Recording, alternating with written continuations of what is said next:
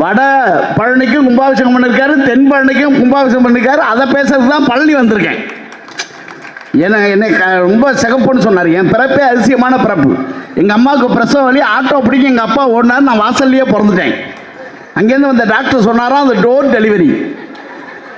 3 நாள் ஒரு நர்ஸு என் மூஞ்சை பார்த்து பயந்துருக்கேன். அவ்வளோ கருப்பாக இருந்திருக்கேன் நான். விஜய் டிவியில் 1.5 வருஷம் நிகழ்ச்சி பண்ணேன். கடைசியாக அந்த மேக்கப் பண்ண சொன்னால் எத்தனை தடவை மேக்கப் போட்டாலும் நெகட்டிவ் மாதிரியே இருக்க ஒரே ஆள் நீ தான் அண்ணா.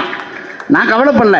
ஏன்னா அது வரைக்கும் நான் தான் கருப்புன்னு நினச்சிருந்தேன். அடுத்து நான் அறந்தாங்க நிசா வந்தால் அவள் என்னையை விட கருப்பு.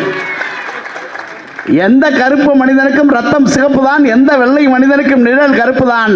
வண்ணங்கள் இல்லை வாழ்க்கை, உங்கள் எண்ணங்கள் இருக்குதுங்க வாழ்க்கை.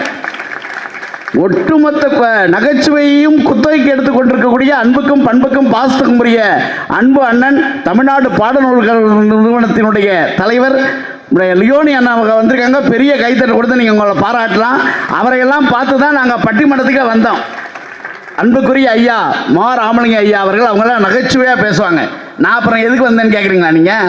நான் உங்கள்கிட்ட ஒரு கேள்வி கேட்குறேன். இந்த செல்ஃபோன் வந்ததுக்கப்புறம் நாடு நாசமாக போச்சுங்களாம் கைத்தட்டுங்க பார்ப்போம்.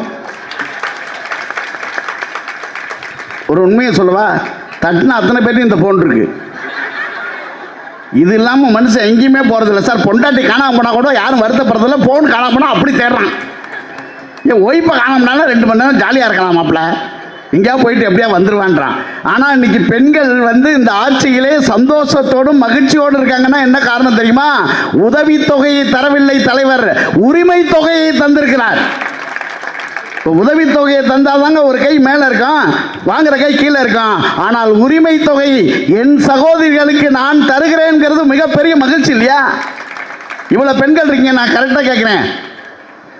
வெள்ளிக்கிழமை செவ்வாய்க்கிழமை எங்கள் வீட்டுக்கார காலை தொட்டு கும்பிட்டு தான் நான் சமைக்க ஆரம்பிக்கிறேன். ஒரு அக்கா கை தட்டுங்க பார்ப்போம். எங்கே நடக்குது? ஒரு அக்கா சொல்லுது அப்படியே தொட்டு கும்பிட்டாலும். ஆனால் என் மனைவி அப்படி கிடையாது. போன வாரம் சனிக்கிழமை என் காலில் வந்து விழுந்தா. உண்மையாகவே பச்சையப்பாஸ் காலேஜில் 1.5 லட்ச ரூபா சம்பளம் வாங்குறானே, உங்களுக்கு தெரியாமல் இருக்குமா?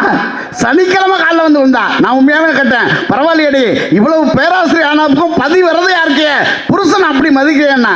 ஒரே வார்த்தை தான் சொன்னான், சனிக்கிழமை சனீஸ்வரன் கோயிலுக்கு போகலான்னு நினச்சேன், நேரம் இல்லை, அதான் உன் காலில் வந்து விழுந்தேன்னா. உங்களுக்கு நான் சனின்னா உங்களுக்கு அவ்வளோ சந்தோஷம். சில பேர் இதை சொல்லி சுற்றிட்டு இருக்கான், அதுக்காக வந்தது. வாழ்க்கையில் எப்பவுமே நீங்கள்லாம் நினச்சி பாருங்க. இன்னைக்கு இருக்கிற பிரச்சனை என்ன தெரியுமா?